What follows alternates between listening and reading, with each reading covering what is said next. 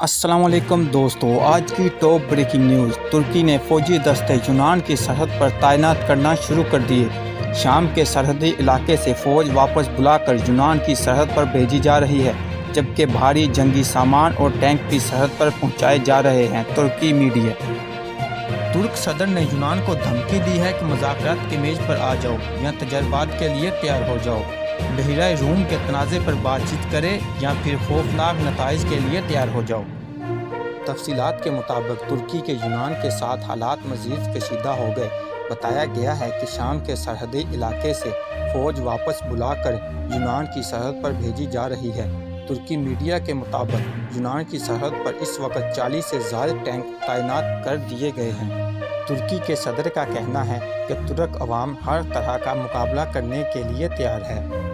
اس حوالے سے ترک صدر پہلے ہی خبردار کر چکے ہیں کہ اگر یونان نے اپنی سمندری حدود پار کی تو جنگ کے سوا کوئی دوسرا راستہ نہیں ہوگا۔ ترکی نے شمالی مغرب بحیرہ روم میں 2 ہفتوں کے لیے فوجی مشقیں کرنے کا اعلان کیا ہے۔ عرب نیوز کے مطابق دونوں ممالک مشرق بحیرہ روم میں فوجی مشقیں کر رہے ہیں، جس سے خطے میں پہلے سے پائی جانے والی کشیدگی میں مزید اضافے کا خدشہ ہے۔